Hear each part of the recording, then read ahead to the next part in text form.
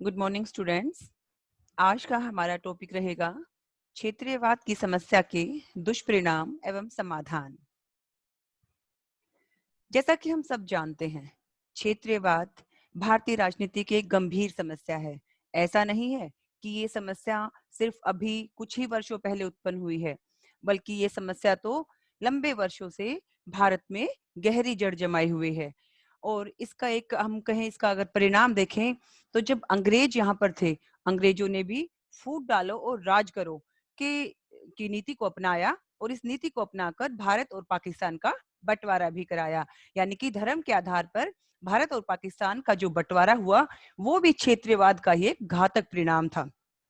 और इस प्रकार से यदि हम आज स्वतंत्रता के 73 वर्षों के बाद भी यदि हम देखते हैं कि भारतीय राजनीति इससे मुक्त नहीं हो पाई है, क्षेत्रीयवाद की जो गंभीर समस्या है, इसके जो दुष्परिणाम है, उनसे मुक्त नहीं हो पाई है, जिसके कारण क्या होता है, हमारा जो राष्ट्रीय एकीकरण है उसमें बाधा उत्पन्न होती है। यानी कि जो नेशनल इंटीग्रेशन है उसमें भी रुकावट उत्पन्न होती है। और यदि राष्ट्रीय एकीकरण नहीं हो पाएगा तो कोई भी राष्ट्र, आप सभी समझ सकते हैं, कोई भी राष्ट्र अपना चहुमुखी विकास नहीं कर पाएगा और कहीं ना कहीं उसके विकास में बाधा उत्पन्न हो ही जाएगी। तो पहले हम हमारे टॉपिक को शुरू करने के साथ साथ हमारे लिए यह जानना बेहद आवश्यक हो जाता है कि क्षेत्रीयवाद का अर्थ क्या है। तो हम कहेंगे क्षेत्रीयवाद का जो अर्थ है, क्षेत्रीयवाद एक ऐसी संकीर्ण विचारधारा है। विचारधारा तो है, लेकिन साथ ही हमने इसको एक संकीर्ण विचारधारा का नाम दिया। यानी कि जो नैरो माइंडेड होता है, जो छोटी सोच रखने वाली जो विचारधारा होती है, वो सोच होती है। तो हम कहेंगे क्षेत्रीयवाद एक संकीर्ण विचारधारा है, जिसमें कि किसी भी अपने देश की अपेक्षा किसी क्षेत्र विशेष या राज्य विशेष के प्रति कोई भी व्यक्ति अधिक स्नेह रखता है, अधिक प्रेम रखता है और अधिक लगाव रखता है। इस प्रकार से हम कह सकते हैं कि जो क्षेत्रीयवाद का अर्थ है, उसमें किसी एक क्षेत्र या राज्य में रहने वाले व्यक्ति विभिन्न स्तरों पर, यानी कि विभिन्न आधारों पर, फिर चाहे वो आधार धार्मिक है या वो सांस्कृतिक है या वो आधार सामाजिक है या वो आधार आर्थिक है या भाषाई है, कोई भी आधार हो सकता है। इन विभिन्न आधारों पर वो व्यक्ति अपने राज्य को या अपने प्रांत को या अपने क्षेत्र को विशेष मानता है, अधिक महत्वपूर्ण मानता है। और अपने राज्य और क्षेत्र को विशेष और महत्वपूर्ण मानने के कारण उसका जो लगाव होता है, जो प्रेम होता है, जो स्नेह होता है, वो बहुत ही ज्यादा बढ़ जाता है अपने क्षेत्र के साथ। इस प्रकार से हम कह सकते हैं कि अपने क्षेत्र के प्रति प्रेम का होना कोई बुरी भावना नहीं है, लेकिन जब यह भावना बहुत ज्यादा बढ़ जाती है और हमारे मन में एक सोच आ जाती है कि मैं हरियाणा से हूँ, मैं पंजाब से हूँ, मैं केरल से हूँ, मैं सिक्किम से हूँ, मैं तमिलनाडु से हूँ और मेरा राज्य ही सबसे सर्वोच्च है, श्रेष्ठ है। मैं भारतीय नहीं हूँ, भारतीय होने से पहले मैं एक राज्य का निवासी हूँ। तो वो जो संकीर्ण विचारधारा है, कहीं ना कहीं वो घातक दुष्परिणाम हमारे सामने निकल कर आते हैं। तो अब हम बात करते हैं क्षेत्रीयवाद के दुष्परिणाम की। हमने अभी अर्थ को जाना कि यदि क्षेत्रीयवाद के अर्थ का अर्थ ये है, तो उसके कारण क्या क्या जो बैड कॉन्सिक्वेंसेस हैं, यानी कि जो दुष्परिणाम है, जो बुरे परिणाम है, जिसका खामियाजा हम सब भारतीयों को करना पड़ रहा है, हमारी भारतीय राजनीति को या हम नागरिकों के सामने जो समस्याएं उत्पन्न हो रही हैं, जो बैड कॉन्सिक्वेंसेस हैं, वो क्या क्या है। तो सबसे पहले देखिए, क्षेत्रीयवाद की भावना का अर्थ हमने समझा कि क्षेत्रीयवाद की भावना क्या है, अपने राज्य को, अपने प्रांत को अधिक श्रेष्ठ मानना। और यही वो भावना है जिसने भारत और पाकिस्तान का बंटवारा तक कराया।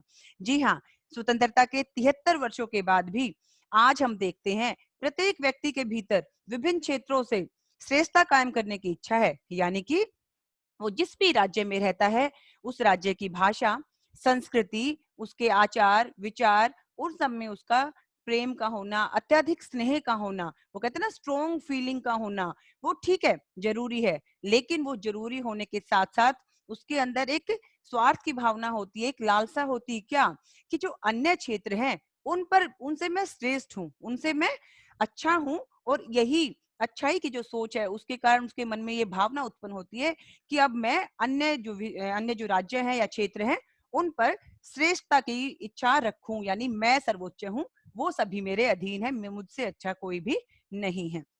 और जो ये एक संकीर्ण सोच है, जो ये एक छोटी भावना है, श्रेष्ठता को कायम करने की इच्छा, इससे क्या होता है? इससे अलगाववाद की समस्या उत्पन्न होती है।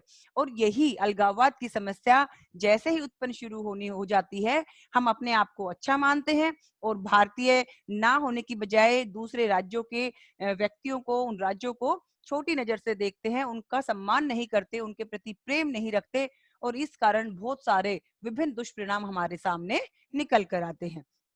यदि हम बात करें सबसे पहले दुष्परिणाम की, तो हम कह सकते हैं विभिन्न क्षेत्रों व विभिन्न क्षेत्रों के बीच तनाव व संघर्ष, यानी कि अंतरराज्य कि बहुत सारे राज्य हैं, बहुत सारे क्षेत्र हैं, उनके बीच में हमें स्नेह देखने को नहीं मिलता, भाईचारा देखने को नहीं मिलता, प्रेम देखने को नहीं मिलता, देखने को मिलता है तो क्या? संघर्ष और तनाव।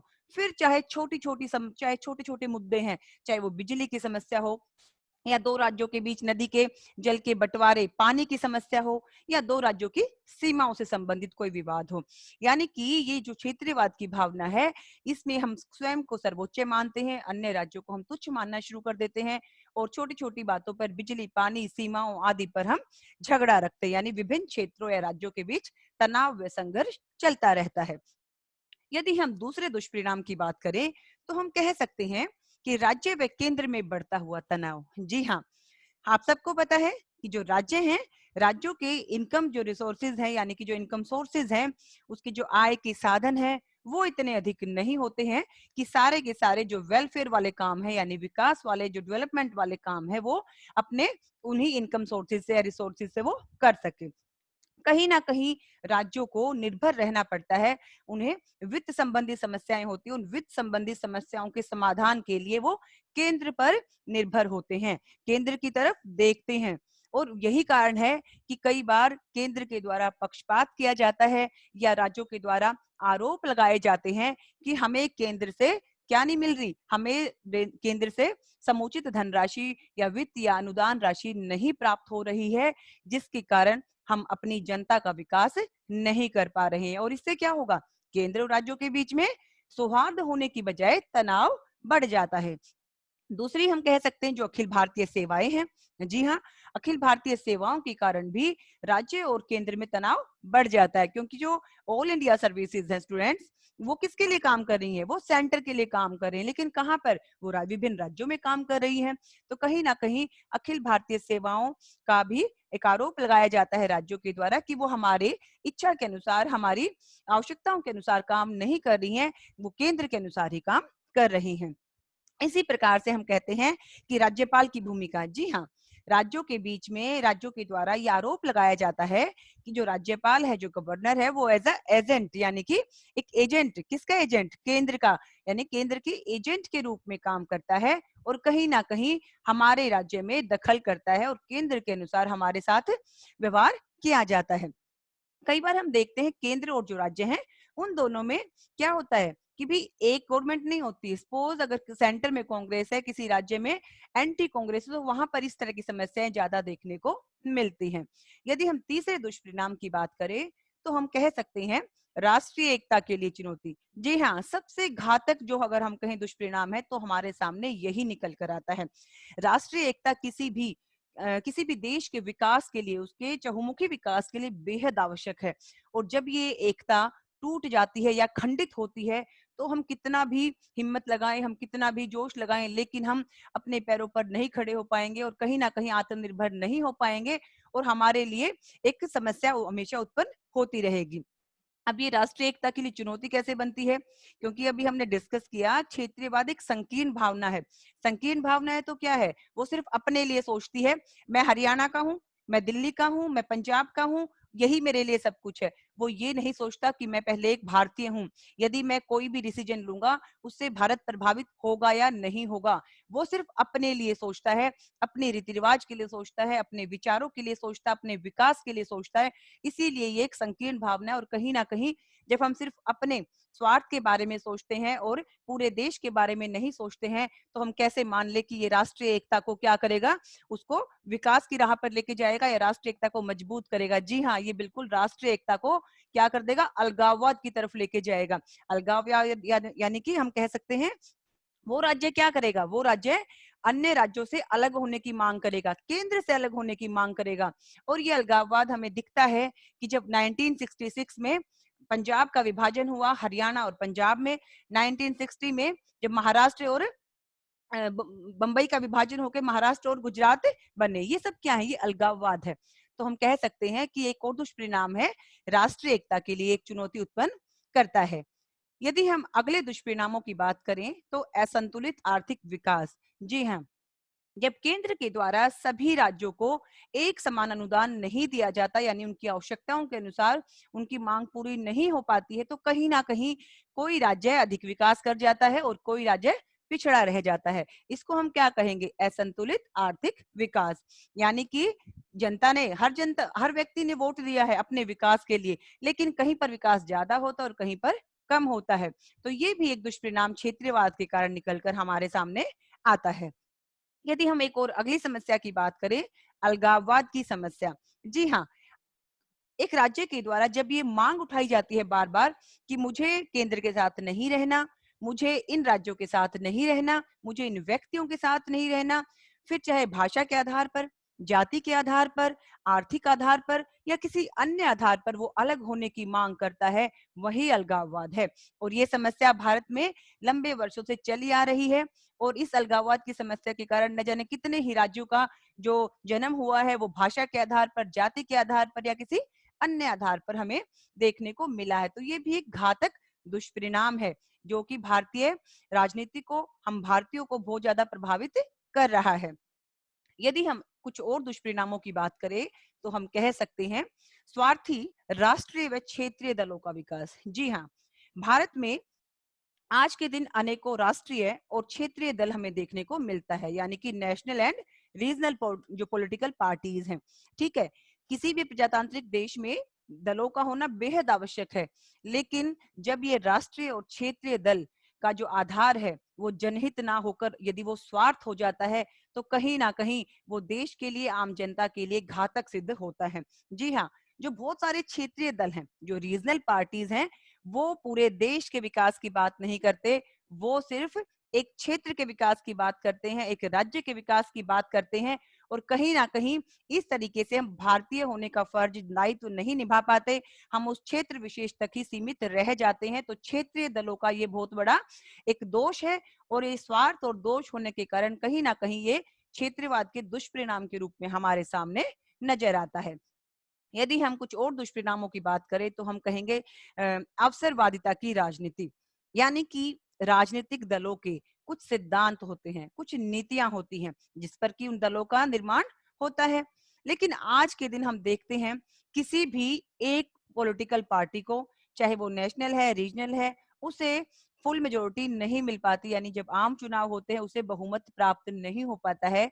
और जब बहुमत प्राप्त नहीं हो पाता है तो वो अपने उन दूसरी पार्टियों के साथ, जिन्हें वो कुछ ही महीनों पहले, कुछ ही दिनों पहले बहुत बुरी बता रहे थे, बहुत ही उनके साथ बुरा व्यवहार कर रहे थे और एक दूसरे पर आरोप लगा रहे थे, जैसे ही अवसर आता है, जैसे ही अपॉर्चुनिटी मिलती है, वो गठबंधन में सरकार का निर्माण कर लेते हैं और उनके राजनीतिक सिद्धांत, एक दूसरे पर आरोप फटाफट 2 ही मिनट में समाप्त हो जाते हैं। यानी कि जो हमारे राजनेता हैं वो स्वार्थ की राजनीति करते हैं, जनहित की राजनीति नहीं करते हैं। और कहीं ना कहीं वो क्षेत्रवाद को भी इसका कारण बनाते हैं। वो वोट मांगते हैं, वो कभी किसी क्षेत्र से जाति के नाम पर वोट मांगते हैं, किसी दूसरे क्षेत्र पर वो धर्म के नाम पर वोट मांगते हैं।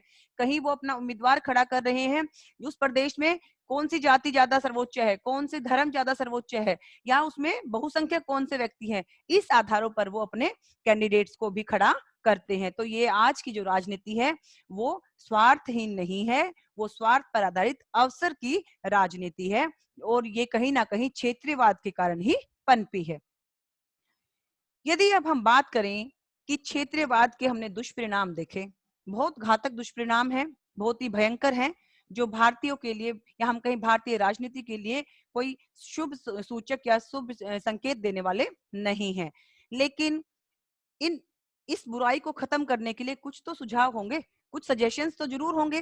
तो हम कह सकते हैं कि क्षेत्रीयवाद को समाप्त करने के लिए कुछ सुझाव हो सकते हैं यदि हम उन्हें माने, अपने जीवन में अपनाएं या उनका पालन करें। यदि हम सबसे पहले सुझाव की बात करें तो हम कह सकते हैं कि राष्ट्रीय एकता को मजबूत करना। जी हाँ, हम सबको एकजुट होना पड़ेगा। हम सबको धर्म, जाति, भाषा, आर्थिक आधारों को भुलाना होगा और ये भूल जाना होगा कि हम किस राज्य से हैं, हम किस प्रांत से हैं। हमें सिर्फ एक ही बात याद रखनी होगी कि हम सब भारतीय हैं और मेरा विकास भारत का विकास है, यानी कि जो नेशनल इंटीग्रिटी है उसे मजबूत करना बेहद आवश्यक है। और यदि हम स्वयं को मजबूत करेंगे, अपने राष्ट्र की भावना को मजबूत करेंगे, देशभक्ति की भावना को मजबूत करेंगे, राष्ट्र हितों की भावना को मजबूत करेंगे, तो कोई भी ताकत हमें अलग नहीं कर सकती और क्षेत्रीयवाद अपने आप ही समाप्त हो जाएगा। यदि हम दूसरे सुझाव की बात करें तो हम कह सकते हैं सभी वर्गों के लिए हितों की सुरक्षा। देखिए, किसी भी देश में, किसी भी समाज में विभिन्न वर्ग होते हैं निसंदेह। अब बहुसंख्यक भी है और अल्पसंख्यक भी है, यानी कि जो अल्पसंख्यक हैं, जो वीकर सेक्शंस हैं, हमें उनके हितों की भी सुरक्षा करनी चाहिए। हमारी जो गवर्नमेंट है वो ऐसी पॉलिसीज लेके आए जिससे कि किसी भी वर्ग को ये ना लगे कि भी मेरी तरफ ध्यान नहीं दिया जा रहा है। यदि सभी वर्गों का समान समान गति से विकास होगा, उनके हितों की सुरक्षा होगी, तो निसंदेह क्षेत्रीयवाद अवश्य ही दूर हो जाएगा।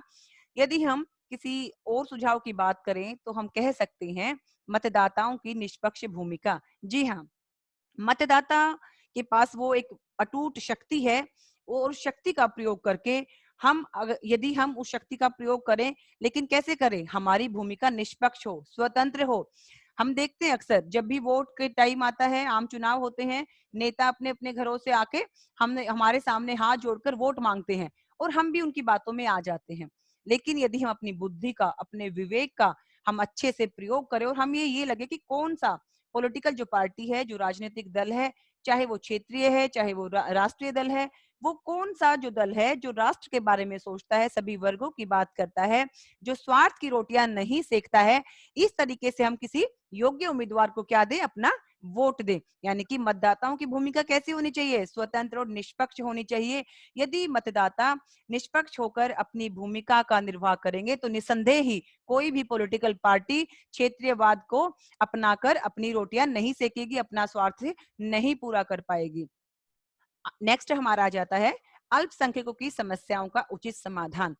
देखिए, हमने लास्ट क्लास में भी डिस्कस किया था कि किसी भी क्षेत्र में यदि अल्पसंख्यक हैं, बहुसंख्यक हैं, तो जो बहुसंख्यक है यानी कि संख्या में ज्यादा, वो व्यक्ति नहीं डरते हैं। उनके अंदर मतलब हम कह सकते हैं उनके अंदर क्या नहीं होता है? एक डर की भावना, एक संदेह की भावना नहीं होती है, बल्कि जो अल्पसंख्यक हैं यानी जो संख्या में कम है, उनके मन में एक डर की भावना होती है कि कहीं ये बहुसंख्यक हमारे साथ कुछ गलत ना कर दे। और जो अल्पसंख्यक है यानी कि माइनॉरिटीज हैं, वो हमेशा अलग होने की मांग रखते हैं।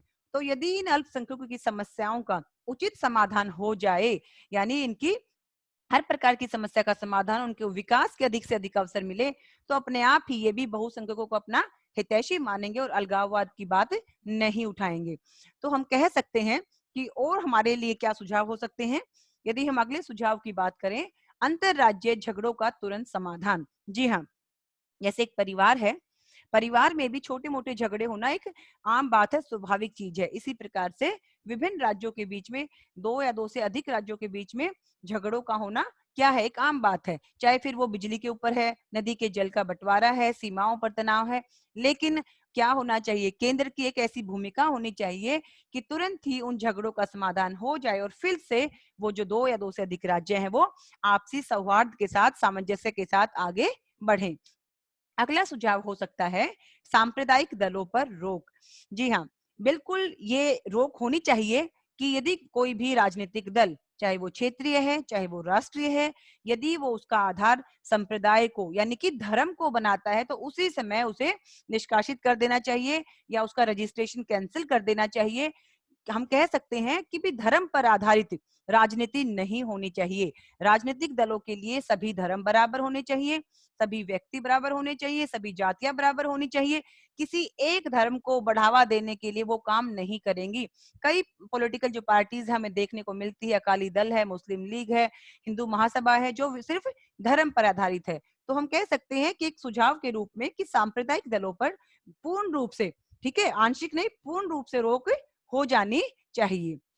हम और सुझावों की यदि बात करते हैं तो हमारा अगला सुझाव हो सकता है राष्ट्रीय दृष्टिकोण वाले राष्ट्रीय दलों का विकास। जी हाँ, जो हमारे राष्ट्रीय दल हैं, यानी कि जो हमारी नेशनल पॉलिटिकल पार्टीज हैं, उनका जो दृष्टिकोण है वो सकारात्मक सोच वाला होना चाहिए।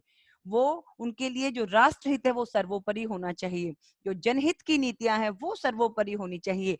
यदि राष्ट्रीय दल इन तीन चीजों को अपना लेती हैं, अपनी सकार पॉजिटिव जो उनकी एटीट्यूड है, यानी कि पॉजिटिव जो उनकी सोच है, या जनता के हित में ही हमें काम करना है, अपने स्वार्थ को पूरा करने के लिए हमें कोई भी नीति नहीं बनानी।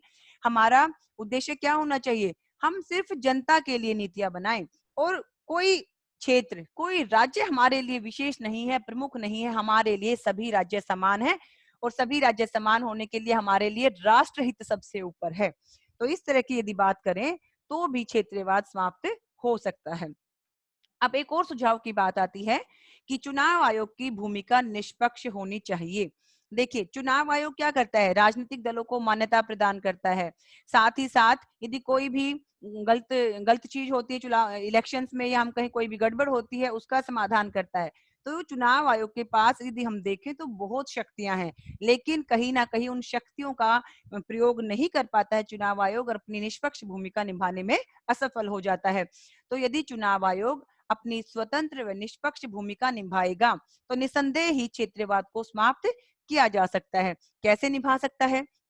चुनाव आयोग हमेशा ही निष्पक्ष और स्वतंत्र कार्यशैली को अपनाए, यानी बिना किसी के दबाव के कोई भी डिसीजन लेगा, कोई भी काम करेगा।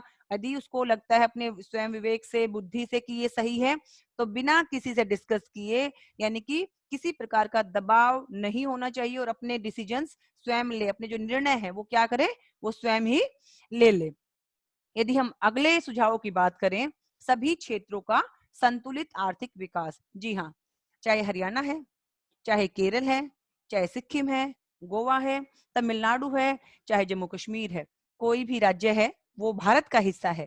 और यदि भारत का हिस्सा है तो उन सभी क्षेत्रों का, उन सभी राज्यों का विकास संतुलित होना चाहिए, यानी कि एक बैलेंस्ड डेवलपमेंट होना चाहिए, बैलेंस्ड इकोनॉमिक डेवलपमेंट होना चाहिए। जब ये चीज हमारे सामने आ जाएगी, जब हमारी केंद्र सरकार सभी राज्यों के साथ सौहार्दपूर्ण व्यवहार करेगी, सभी क्षेत्रों के विकास की बात करेगी, तो अपने आप ही उन क्षेत्रों में रहने वाले व्यक्तियों के बीच की जो सोच है कि हमारे साथ पक्षपात हो रहा है, हमें कम दिया जा रहा है, वो चीज खत्म हो जाएगी। और कहीं ना कहीं हम क्षेत्रवाद, जो धर्म जाति आधार पर हम भेदभाव करते हैं दूसरे राज्यों के साथ, हम घृणा करते हैं, वो चीज खत्म हो जाएगी। आगे हम कह सकते हैं शैक्षणिक संस्थानों में सुधार।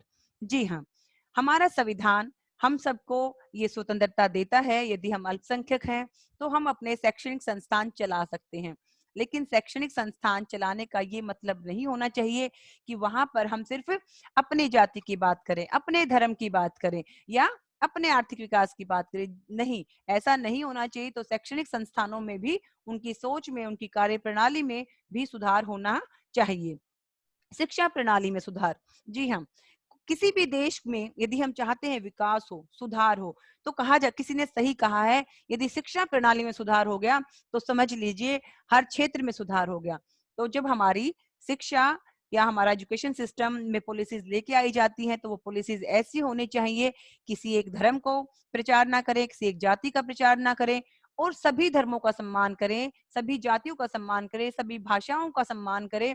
और कहीं ना कहीं जो छोटा बच्चा होता है उसके अंदर इस तरह के बीज बोए जाएं कि हम पहले किसी राज्य का हिस्सा नहीं है, हम पहले भारतीय हैं। यानी शिक्षा प्रणाली में सुधार करके हम उसमें राष्ट्रहित की भावना को प्रबल कर सकते हैं। और ये राष्ट्रहित की भावना जिस दिन हमारे विद्यार्थियों में जन्म के साथ ही, या स्कूली शिक्षा के साथ ही, कॉलेज शिक्षा के साथ ही ये उत्पन्न हो जाएगी, ये प्रबल हो जाएगी, तो कोई भी ताकत हमारे क्षेत्रवाद से लड़ने के लिए मजबूर नहीं कर सकती। तो हम कह सकते हैं कि भी क्षेत्रवाद को खत्म करने में शिक्षा प्रणाली में सुधार अवश्य है। भाषा संबंधी विवादों की समाप्ति। हम सबको पता है कितने ही राज्यों का जो बंटवारा हुआ वो भाषा के आधार पर हुआ। भाषा जो एक पुनर्गठन आयोग भी आया 1956 में, और 13 राज्य उसके द्वारा बनाए भी गए। तो ये भाषा जो है, चाहे वो हिंदी है, इंग्लिश है, गुजराती है, मराठी है, बंगाली है, तेलुगु है, क्या इनसे ऊपर हमारा भारत देश नहीं है? क्या हमें, अगर मैं हिंदी बोलती हूँ तो क्या मुझे तेलुगु की इज्जत नहीं करनी चाहिए? यदि मैं तेलुगु बोलती हूँ तो क्या मुझे जो बंगाली बोलती हैं, जो गुजराती हैं, क्या उनका सम्मान नहीं करना चाहिए? जी हाँ, हम सबको एक दूसरे का सम्मान करना चाहिए। और जो भाषा संबंधी विवाद है उनको भी हमें समाप्त कर देना चाहिए, क्योंकि ये भाषा संबंधी विवाद कहीं ना कहीं क्षेत्रीयवाद को जन्म देता है, क्षेत्रीयवाद के बुरे परिणामों, दुष्परिणामों के रूप में निकल कर आता है। धन्यवाद। Thank you.